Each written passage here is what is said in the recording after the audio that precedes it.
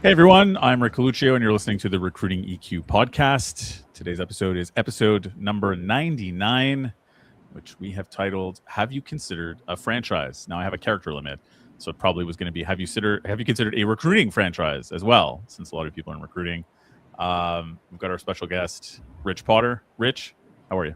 I'm good, Rick. Thanks for having me, man. It's a pleasure. It's a pleasure. There's a lot of good stuff that I'd love to get into with you. We had a couple of great conversations prior to this. Most recently, we were talking about Masters of the Universe. Anything you want to? I for one liked it, and it sounds like you enjoyed it as well. No, I loved it. I was pleasantly surprised, man. I was a huge He-Man fan as a kid. Every Saturday morning, man, up and watching those cartoons.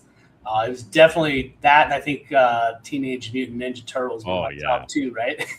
Oh yeah. So I was not expecting much. I had to go watch opening day just because I loved it as a kid. But I think they did a really good job with it. I really enjoyed it. It was a good movie.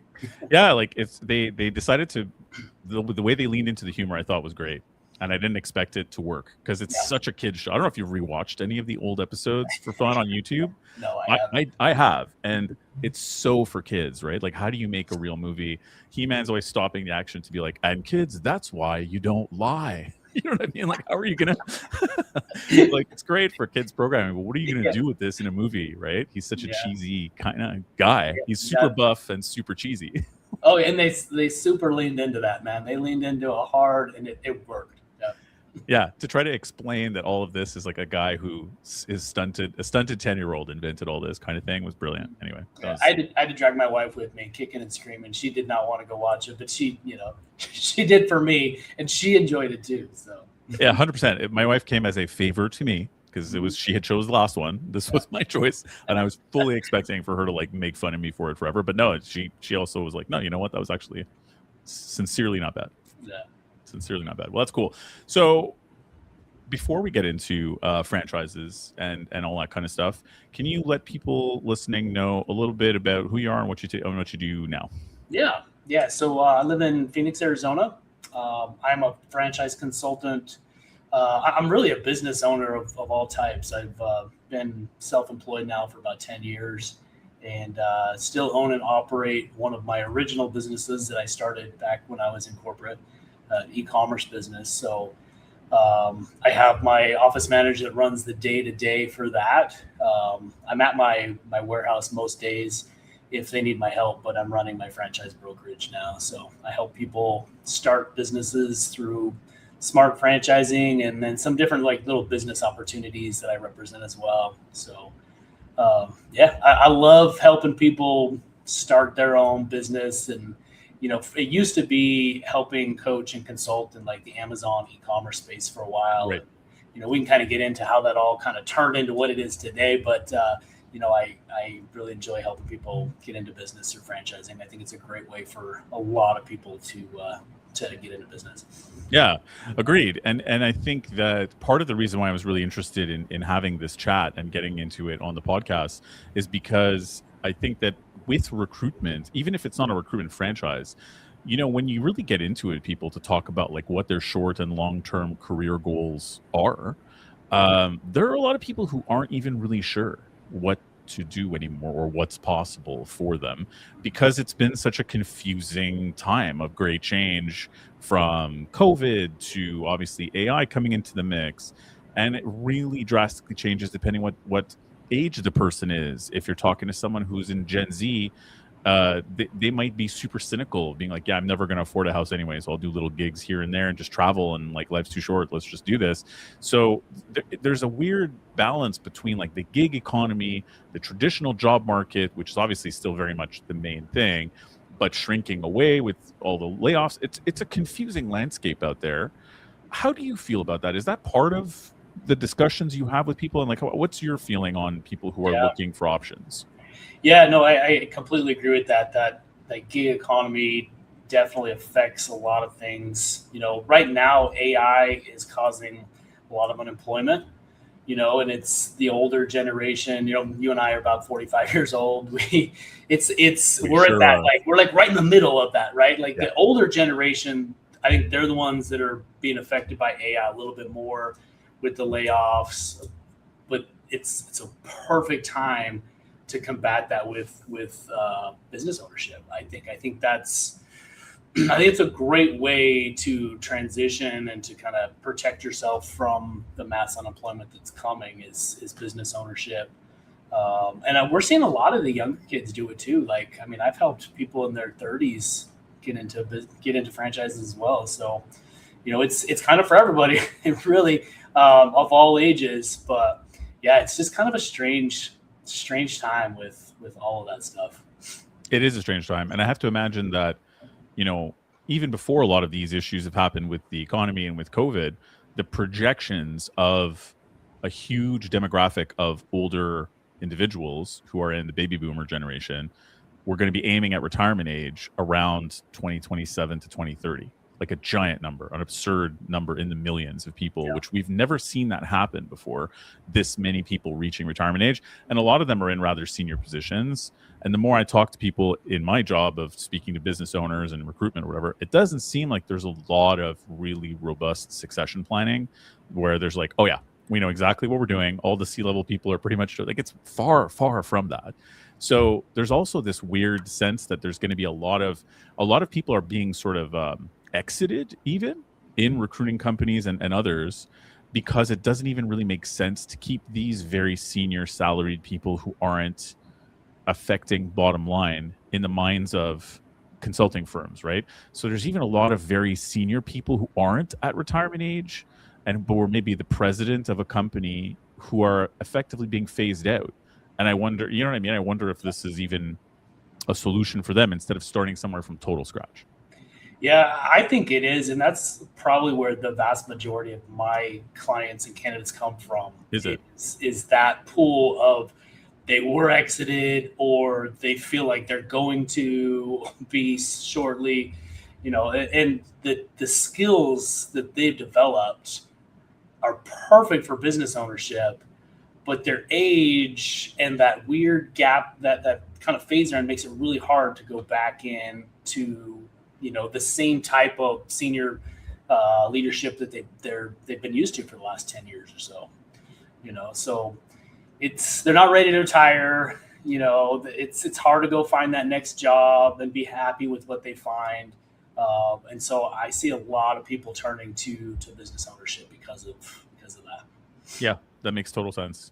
Before we get too heavy into the franchise details and all this kind of stuff, I'm curious how you got into this in the first place. Like you were saying, we can go into that a little deeper, but like, what's your career trajectory been like? Like what contributed to the man we see before us today, kind of thing? Yeah, honestly, there's not many business owners in my family, so it wasn't on my radar initially. I wanted to go to school, get my college degree, and then find a good job. So I grew up in Salt Lake, and I moved to Phoenix, Arizona, back in the early 2000s to go to Arizona State. So I got my business degree here at Arizona State and was recruited right out of college to go work for a sales organization. It was headquartered in Fort Worth, Texas. So I moved out there for about a year to go through their training and kind of go through their pilot sales program, and was fortunate enough that a position at their Arizona sales office came back open. And so I moved right back to Arizona after my year there in Texas. So I spent 12 years at their Tempe, Arizona office doing business-to-business sales. I was selling electronic components, basically anything that goes on a printed circuit board or on a wire harness. That's what I was selling. So, I was the new guy. I was the college graduate. Everybody else was like 50 years old plus. They'd been in the industry 20 plus years. I come in and I get the scraps, right? And I had to claw and fight for everything I had. But in about 4 years, I went from about a $500,000 desk to about a $14 million desk, and was the number one salesperson in the region for the last several years I was there. So I had a lot of success in sales, and that's where I thought I was going to stay. And then I was about 8 or 9 years into that, my largest account got purchased by a company in India. And I was really worried that about 60-70% of my commission was just going to disappear overnight. They were going to move all production to India, and there goes a huge portion of my paycheck. So I went home, told my wife about it, and I was like, we got to figure something else out, like just some sort of side hustle, some sort of weekend business, something. And so we started kind of looking around Biz by Sell and, the internet, and we found a photo booth company for sale here in Phoenix. And we started looking into it, and we decided not to buy it, but we loved the idea of it. So I approached my dad, got a $10,000 loan, and we went out and bought our first photo booth, created a website. We got on like those online bidding portals and started bidding on weekend jobs like weddings and birthday parties and different stuff like that. And we launched a photo booth business. That's so fun. Just to clarify, we're talking about those photo booths, like old-fashioned photo booths, where you go in and you grab a photo, or you pile 5 people in there, and like it's quick draw does a bunch of them. This is what we're talking about? Yeah, like the modern version of that. Yeah. At the time, it was kind of like a canopy, little tent that we would set up that kind of went around the photo booth. It turned into eventually to like these more modern iPad stands, selfie stations, we call them. But yeah, that's what we were doing, printing off the pictures. They could text and email themselves, whatever the digital copies. It was a good time, man. And we did that for about 10 years. We sold that business about 3 years ago, but loved it. Like we were doing events for NASCAR here in Phoenix. Cool. Larry Fitzgerald. We had 2 annual events for Larry Fitzgerald every year. And at one point I was even traveling with Garth Brooks, Trisha Yearwood. Really? On their stadium tour. Put my photo booth on their semi, and then I'd fly into town and do Trisha Yearwood's tailgate party before the month. That's awesome. It was cool. It was a good time. But so that I started 3 years before I quit my job. And about a year after that, I was just scrolling. I had doom scrolling at night on Facebook, and a buddy of mine had posted some of their success on selling on Amazon FBA. And at the time, I didn't know there were third-party sellers on Amazon. And so, like, I reached out to him, and I'm like, what is this about? What is this FBA? Fulfilled by Amazon. And so he told me a little bit about it, and we decided to do that, and very quickly picked that up. And because I was in distribution, I really understood like the whole like wholesale side of buying direct from the manufacturer in bulk, and then selling it. So that's what we did. That's how we approached Amazon. We contacted US-based brands, bought by the pallet load, got their permission to sell and represent them on Amazon, and we still have that business today. So that business is like 13 years old. We do several million a year. Completely outsourced. My office manager runs the day-to-day. He manages our warehouse staff, manages our virtual assistants in the Philippines. And, I go to my warehouse almost every day, sit in my office and run my franchise brokerage. I'm there if they need me, but they usually don't. So, right. So we did that together for a total of about 3 years, and that finally replaced my income. And so at that point, we decided that I was the bottleneck in the business because I wasn't spending full time in the businesses that was kind of limiting us. And so 2018, 2019, decided to jump all in, quit my job. And ever since then, I've been fully self-employed and done a couple little things here and there. I bought a couple of franchises. I've sold the event business, did some Amazon consulting, rented out cars on Turo. Just kind of dabbled here and there, right? I made a connection while I was selling cars on Turo. So we started doing that during COVID. Bought a bunch of cars, started renting them out on Turo there. And I made a connection with the gentleman who is now the president of the franchise brokerage that I belong to. So he started that brokerage several years ago and started, posting about his success and how he's helping people get into business. And I just kind of watched that for about a year. And then he decided he wanted to build up a team, much like a real estate brokerage and the agents they have below him. And so he was building out a team like that. So I reached out to him about 3 years ago, and been doing it ever since. And I love it. Yeah. Yeah, it's fascinating to me because I had never really heard of a franchise brokerage. And Franchise Heroes essentially is that. Like you explained to me that way too. It's like a real estate brokerage, basically. Think of it that way. But so how does that work exactly? If we were to break down, like what is Franchise Heroes value prop that they're taking to the market as a company, and like what does it mean to join? Are you joining under someone who's like a real broker and you're assisting them, or like you would in a real estate, or like how does that work? Yeah, great question. So Franchise Heroes is kind of my own personal little brand. And the brokerage that I belong to is the Quantum Franchise Group. I see. Yes. Headed by William Huffine. So essentially, we all belong to a network. We belong to the Franchise Brokers Association out of Orlando, Florida. And they're kind of our governing network that we belong to, or association. So we've got, monthly dues that we pay, and we had to pay to go through training, much like it is essentially like a little franchise, right? So it's like a mini franchise. You buy into it. They provide the training. They provide a huge portfolio of vetted franchises that we can represent. They've already got contracts in place for commissions and all that stuff. So William joined under the Franchise Brokers Association, and he is the broker. Okay. And he's brought in agents underneath him. And so as agents, we're still fully self-employed. We still we run our own businesses. We're 1099, right? So we're just part of a team that collaborates, and it's really just kind of a mastermind of sorts. And he's just the leader of it, right? He's just kind of that guy that set it up. And I'm a senior agent, so I just kind of got promoted to like a training role. So we're going to be bringing on another, 10 to 12 agents here in the rest of this year is the goal. And so I will help William and a couple other agents train these new agents. So it's similar to like it would be like a real estate brokerage. Like we do have to pay a percentage of our commission back to the brokerage. Sure. And, it's so that they can do the brokerage things that they need to do to exist. And so, yeah.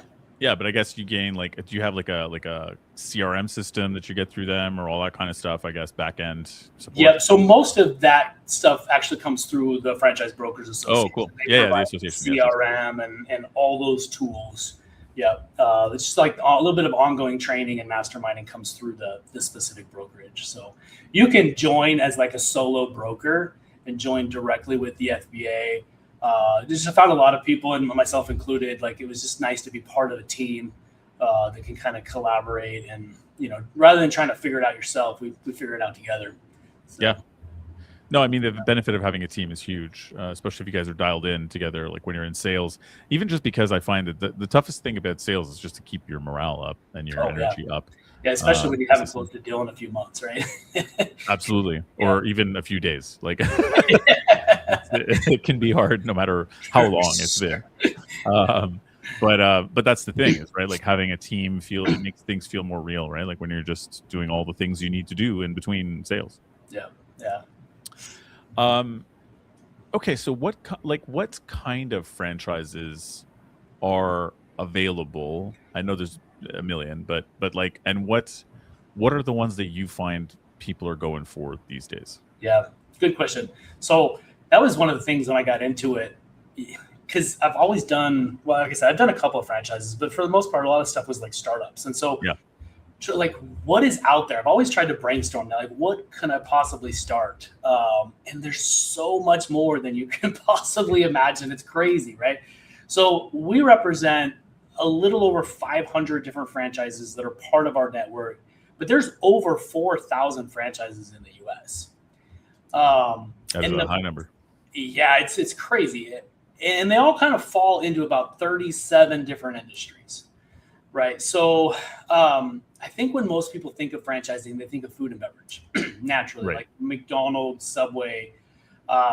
We obviously don't represent any of those really big names. Most people will go directly to them. And in my opinion, they're not a good opportunity anymore. Right? So I've heard. They used to be, but they're really not. Like McDonald's is tough. If you're not already a franchisee, it's really hard to get in now. It's a 5 to 10 year wait. It's a $2 million build at least. Oh my God. And you're lucky to net $100,000 a year. For $2 million, I feel like there's so much better things you can do with your money, right? Subway's kind of the same. Subway's, roughly $500,000. You're lucky to net $45,000-$50,000 per store. Really? You're typically working in one of your stores 80 hours a week. Like it's just rough.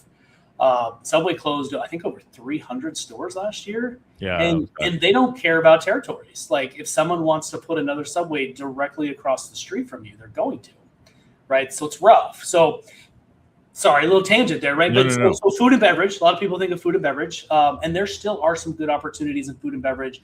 But typically, like if you're not in love with food and beverage, if you didn't grow up around it, your family owned a restaurant, something like that, I'm probably going to steer you another direction because it's just a tough business. So right now, I think the two hottest industries to get into franchising are home services and senior care. Right, home services is very broad, and that sector is actually bigger than food and beverage now in the franchising world. But with home services, anything around, above, inside the house, it could be landscaping, roofing, HVAC, electrical, window treatment. I mean, there's even franchises that are so specific that all they do is gutter cleaning, or all they do is like shelf organization, or closets or whatever, right? And they're incredible franchises, and I think probably the most AI resistant business types franchises out there. That makes sense. Can we back up to shelf organization? Can we unpack that for a minute? Is that just somebody who comes over and is like, your shelves are a mess, bro? Like, no, exactly. It kind of is, right? Like, and it could be kitchen, it could be garage, it could be, the closet, whatever. So it's like, it's organizing and putting in better shelving and better stuff inside the cabinets to organize your kitchen or your garage or whatever. I don't know if my wife's listening to this episode because obviously she has to hear enough of me or whatever else, but I think she just found her new career. I'm going to lose her working on my stuff. She's going to be a shelf organized franchise owner. A shelf genie. Shelf Genie is the franchise. They're a Neighborly brand. So it's a great franchise. And there's people making really good money just helping people organize their shelves. Wow. So that's amazing. And then senior care, right? So seniors, I mean, what is it? I think it's 12,000 people turn 65 every single day in this country. It's crazy. Right? It's going to continue for the next 15, 20 years. And seniors want to age in place with dignity. They don't, for the most part, don't want to go be put in a home unless, they need that special care. And so these senior care franchises help provide companionship care and skilled care in their homes. Mm-hmm. Whether it's helping with grocery shopping or cleaning around the house. Some people just want companionship, right? They want someone to come play cards with them for an hour. And exactly. Family's willing to pay someone to do that, right?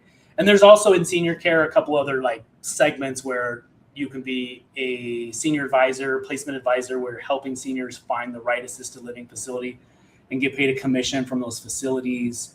You got senior care, like daycare centers. You can actually own a home and have 24-hour memory cares. There's a lot of stuff inside senior care that I just love. But I mean, any industry is franchisable. Automotive, tutoring, a lot of stuff in like education, sports, fitness, health and beauty, wellness are huge right now. I love some of the wellness concepts and the beauty concepts I represent. People are making really, really good money doing that. And then of course, let's talk there because you think of Instagram influencers for like skincare and makeup and stuff like that and whatever. But like, what are you finding hot in the franchise market? And here's why I ask too, right? Is because I think in my head, I'm just situating what are the different options that people have out there, and it's like you could have a startup business where you are the startup. Then there's just being an influencer and selling products on social media and promoting yourself as the business. And then the franchise thing to me seems like a third option for people who are interested in that stuff. Am I nuts? No, not at all. Actually, there's a franchise called The Talks that I absolutely love. And they have a huge emphasis on using social media influencers to help their studio owners. So it's kind of a med spa type feel. They do lymphatic drainage and like body sculpting. So it's like a Brazilian technique that helps drain the lymphatic system. Yep. It helps with weight loss, digestion, all that kind of stuff. Stress, anxiety, yeah, absolutely. So it's beauty, but it's also health and wellness. And they drive a lot of traffic by using local social media influencers. Offer them free services, and they come in and they do so many reels or so many stories, and that really pushes a lot of traffic. Their flagship store in Manhattan does I want to say that it was 1.6 million last year and netted right around $500,000. Wow, And that and markup is insane compared to Subway. and their franchise owners are so the franchisees are doing about 300 net per store on roughly a $300,000-$400,000 investment. So I mean, you're making that back in under 2 years. Yeah. It's a really, really good investment. And just a really cool concept that I think has got staying power. That they're actually launching a second brand now, is a dry nail salon. So it's a European style dry nail salon. It's a different technique. It kind of comes out of Europe and Russia. You don't need all the plumbing of a regular nail salon, so it's a lot cheaper to open. But it's much more upscale, and you can charge more. So that's kind of a cool spin-off. Their second brand that they're launching here this year. So. I mean, that's definitely what you want to hear if you're getting a franchise, right? It's cheaper and more expensive for the client. Yeah, yes, exactly. And it's recurring. It's membership based. Right. So it's recurring revenue, and it's great. There's some really cool like beauty and wellness concepts out there. I mentioned to you, I think offline, that I spent the last week in Charlotte. Yes.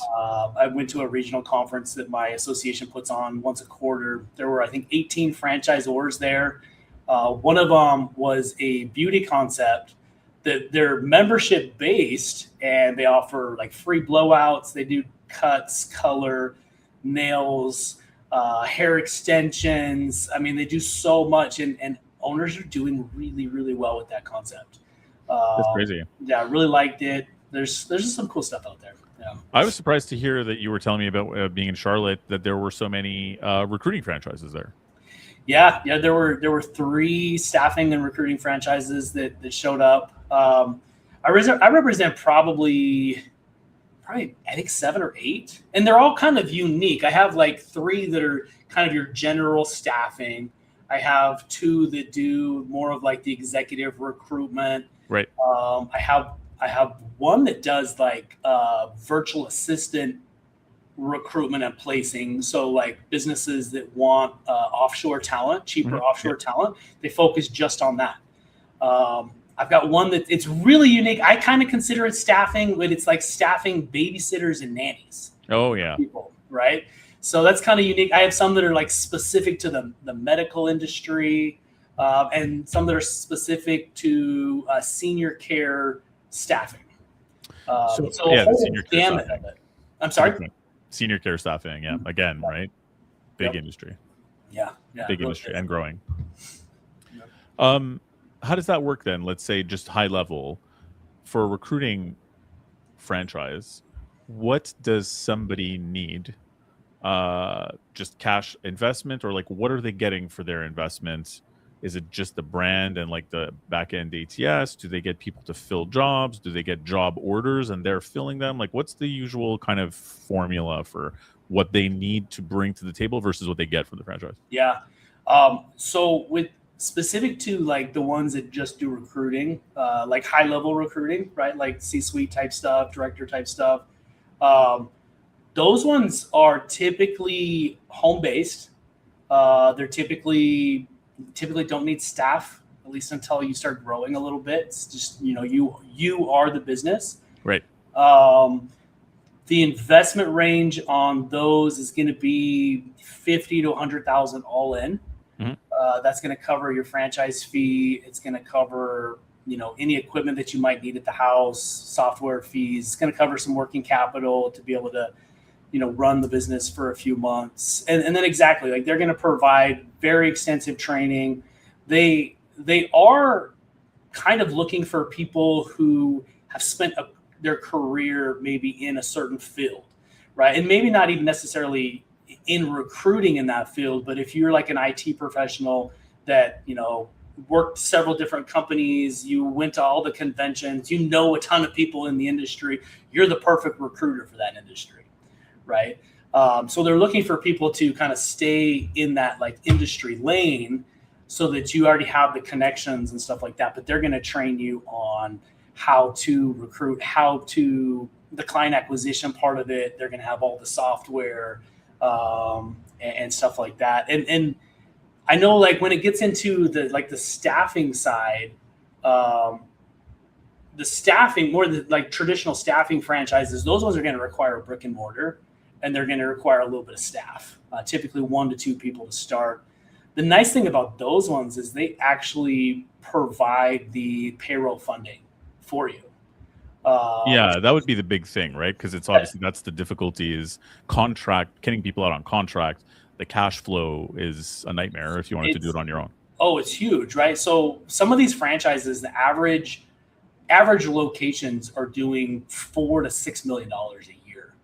To try to float that kind of money on your own is tough, right? Yeah. But especially if one of your clients doesn't pay you on time in 2 weeks because they've got to then you're like, oh, exactly. I have to hire less people. Like, what do you do if you're maxed out cash flow wise? Absolutely, right? Exactly. So that's a huge benefit. So like companies like Express Employment or At Work or Pride Staff, they all provide that payroll funding on behalf of the franchisees.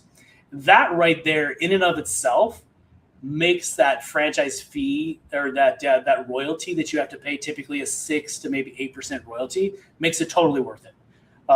Like the software, the capital expense of floating that much money, averages about it costs you about 15%. So paying a 7% royalty makes absolute sense in the staffing world. I don't think I'd go that alone. I love that idea of them funding payroll for you. Yeah, I think that's huge, right? If you're going to start your own business, that's the biggest concern. If you're someone who's already a staffing professional, has clients and all this kind of stuff, and you want to go on your own, that's the biggest concern. And of course, having a brand that's bigger than yourself helps from a sales and candidate attraction perspective. Yep. I'm curious on the ones that don't require staff, or if you're doing permanent work, is the attraction just because like it doesn't sound that dissimilar from being an employee if you don't need staff. But is it like, example, I wanted to work remotely and I am fully remote to my territory is Chicago, but I want to live somewhere completely different. So it's like buying yourself into a remote job rather than just getting a job as a remote individual, or like how does it shake out? Kind of. I mean, because those with the permanent placement stuff, they're not as sellable, right? Because you kind of are the business. You place someone one time, you might not place them again for another 5 to 10 years, right? Yeah. So it is kind of a job, but you're keeping 100% of what you make, rather than you're making somebody else a lot of money, right? You have the backing of the franchise, you have the brand, really extensive training. I think a lot of people might struggle with that client acquisition side of it, the marketing. And that's where the franchise really comes into play and really helps. And what's cool about the permanent placement ones is you don't have a restriction on your territory, right? You're not just Chicago. You can recruit anybody in the U.S. Some of them even allow anyone in the U.S. and Canada. So you're open to the entire U.S. when you do like one that's specific to recruitment or permanent placement type stuff.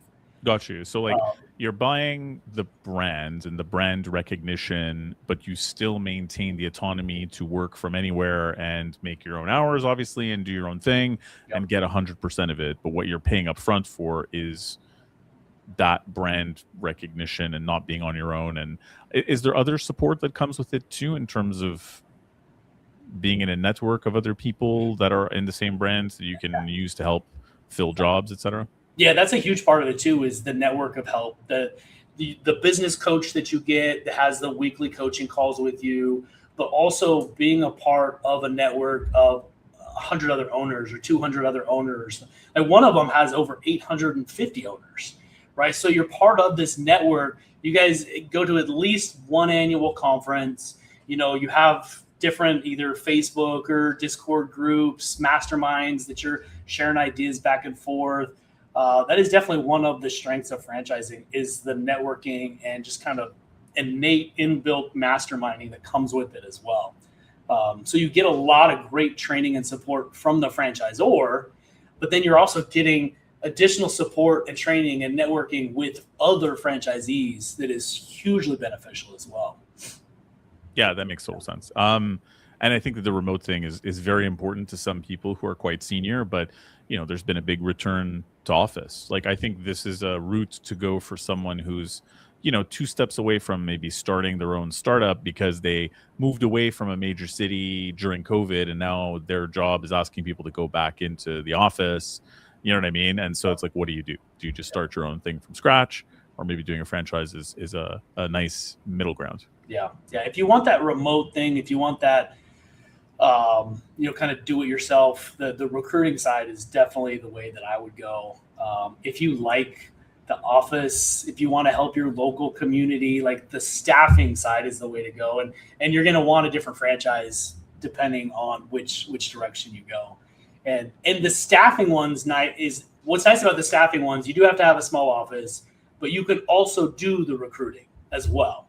Right. So the staffing ones are staffing and recruiting. The recruiting ones are just going to be more that permanent placement recruiting type stuff. So you get different options depending on what you want. Do you want an office? Do you want to manage staff yourself, or do you want to just do it yourself and just focus on the recruiting?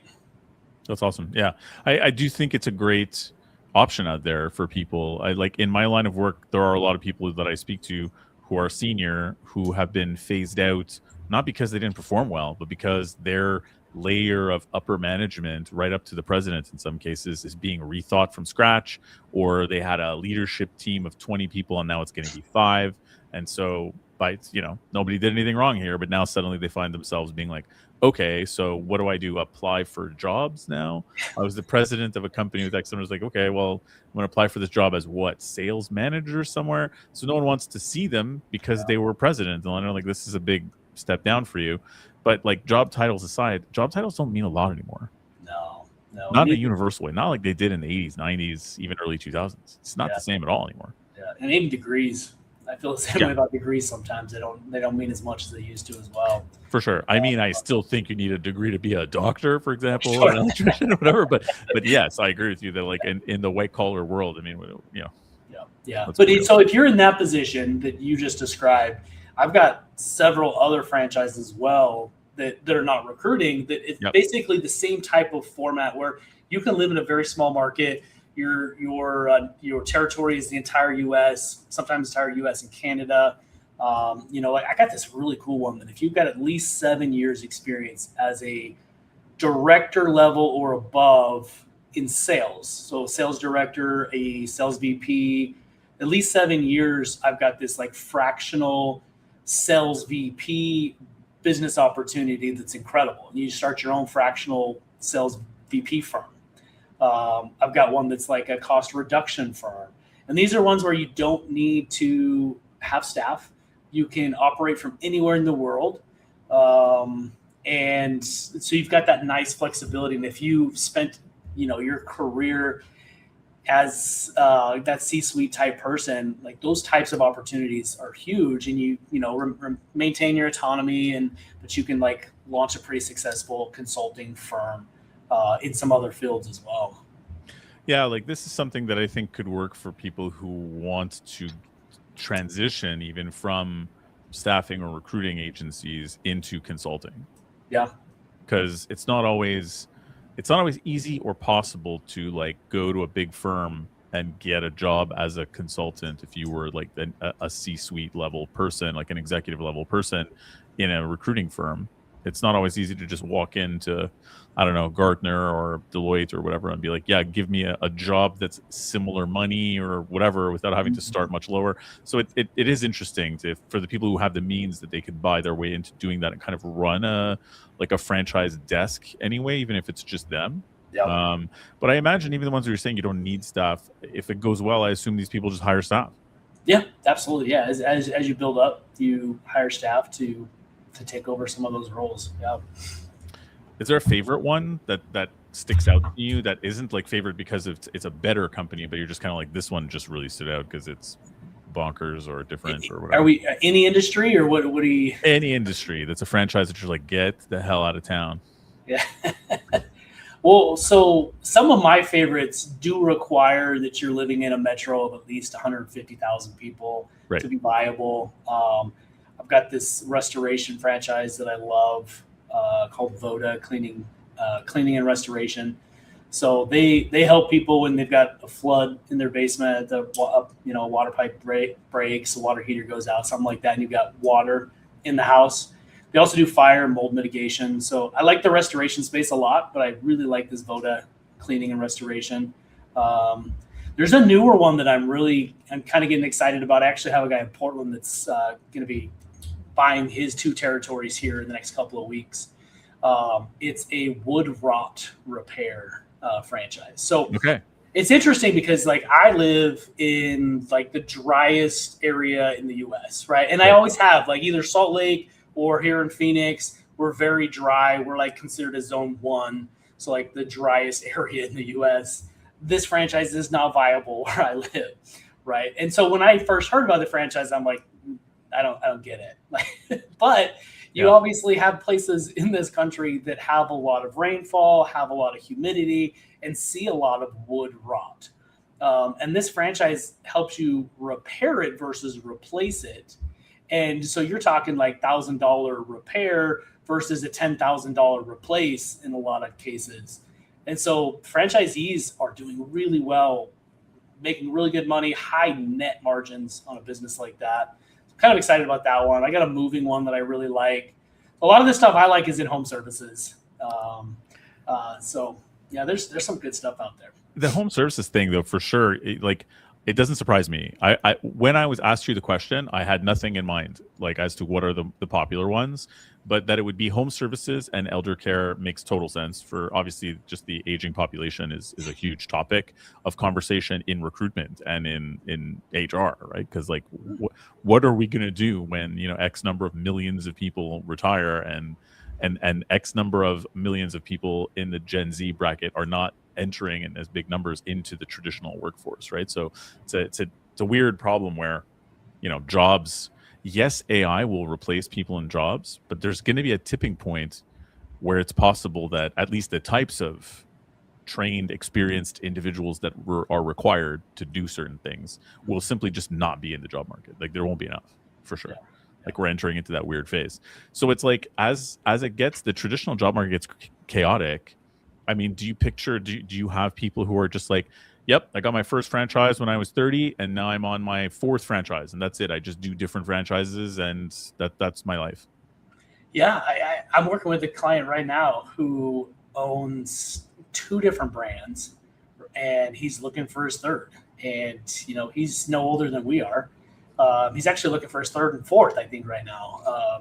So yeah, there's definitely that brand stacking aspect to franchising as well. A lot of franchises are set up to allow you to come in and build the business and kind of replace yourself after a year or 2, and then you can move right into that next brand. So I do see that happening more and more. A year or 2 seems quick. I would have thought less quick, but is that average for what you're seeing, or?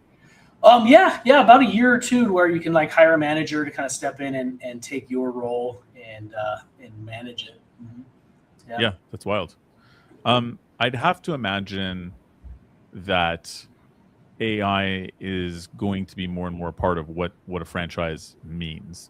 Like obviously you mentioned McDonald's, right? So McDonald's, like they've got all their, their branding, that you're ordering things for the brick and mortar from whoever the hell supplies their stuff. So it's all sort of pre-decided, right? And you can pick and choose from a templated, formula of what you can get from McDonald's, the uniforms, the cash registers, the whatever, right? The actual food itself, of course, like that you're putting together.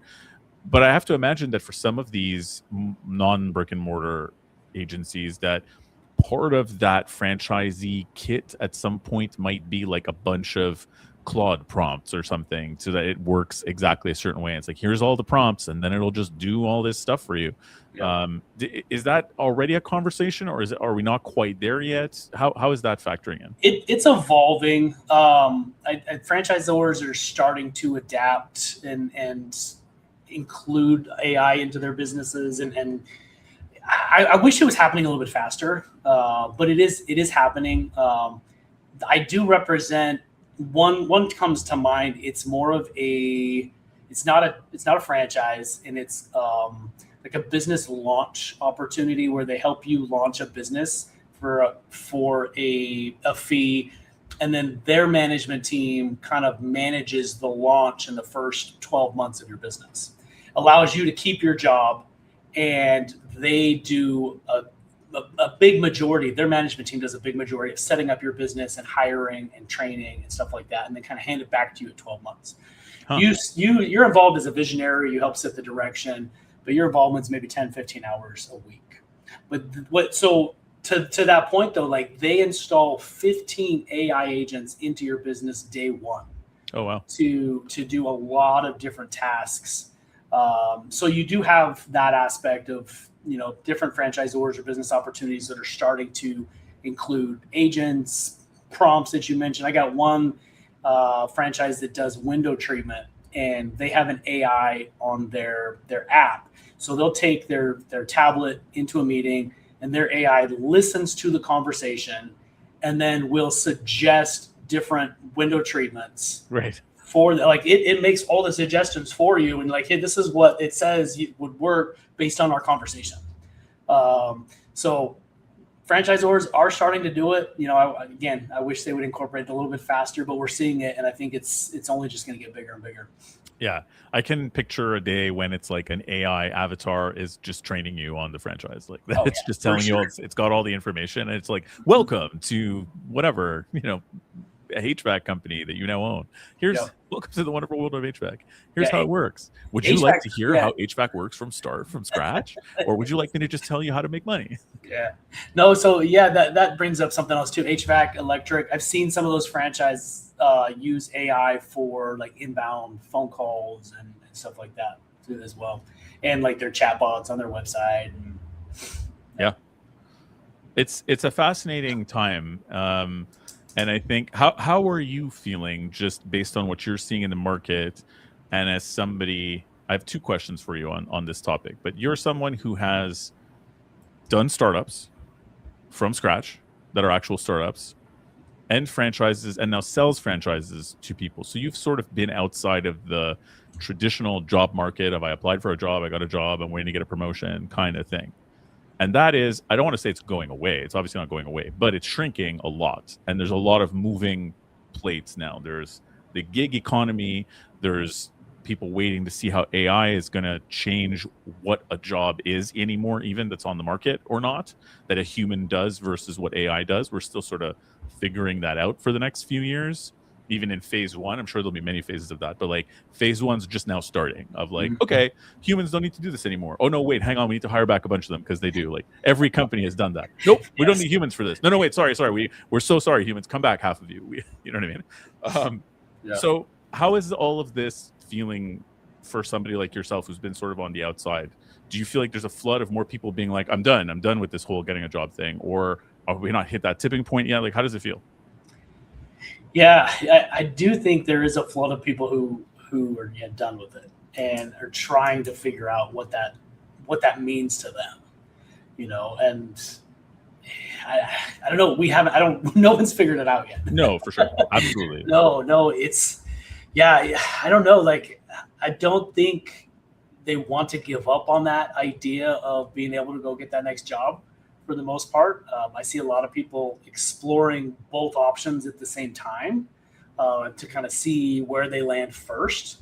But it's interesting, trying to, when you don't have a boss or you are your own boss. It's interesting trying to stay up on all of that stuff. Like trying to, if I want to learn AI, I don't have a boss saying, hey, let's figure out AI for our department. It's me trying to figure out what that means to me in my different businesses, what it means to me in helping people get into business. So I don't know, man. It's the wild, wild west of AI now, right? It's just that next thing that we just haven't figured out yet. Yeah. There is something interesting about the idea of people going to franchises, even for recruitment, and just seeing it as an option where, to me, it feels like the comfort level that people had, that you can just apply to jobs and get jobs and work in a field that you choose, and that life is just going to be fine with like that forever. I feel like that those days are kind of over. Not that you can't get a job, but that you can't 100% rely on getting the kind of job that you want, for example, remotely, or you know what I mean, or the kind of career you want in your city or in your industry, because things are changing so fast that I feel like people need to think a little more entrepreneurially. Like, what's your personal brand? What are you bringing to the market? Who are you out there? Do you need to maybe back yourself in some way and invest in a franchise or starting your own business or something like that to really be viable out there? Or do you just live with the options that are around you? Right? Yeah. Like, it feels like we're approaching a day where people have to explore different options if they want to make sure that they have the kind of career they want to have. I agree. I think outside of like maybe being a doctor, an engineer, a nurse, I think the people that rise to the top in an economy like this are either the business owner or the blue collar. I think it's the age of the blue collar worker. I think AI is going to replace a lot of white collar jobs. Yep. But it's not going to have. It's going to have almost the opposite effect, I think, in blue collar jobs. I think the blue collar jobs are going to be, it's not going to be like, oh, I want to go be a lawyer and make $250,000 a year. That's not the dream anymore. I think the dream is I want to be a plumber. I want to own my own HVAC business. I want to, I want to own my own roofing business. I think that's where AI is not going to replace people in mass like it is in white collar. And it's funny you say that too, because I feel like I was just thinking, sales is another one where I think people will more often than not buy from humans and not from an AI, at least in a lucrative way, right? If you're a good salesperson, I think there's always room for that. But I almost feel like business development is a job where you'll need that, or like, not the grunt work part, but just the human relationships part of it, and maintaining those relationships. But I almost feel like everybody's going to have to do a little bit of sales and personal branding in their life, even if they are a plumber. Yep. Right. That's just part of every job now. The way that social media has kind of, changed the way that people look at everything. It's always a little bit of a popularity contest. It's always a little bit of having to have a certain brand that's unique to you, that's not boring, that doesn't get lost in the shuffle when people are searching for who the hell what plumber to hire. You know what I mean? Yeah. I think we'll see a little bit of pushback on too much AI, especially from the younger generation. Yeah. Like my kids are, early teenage years.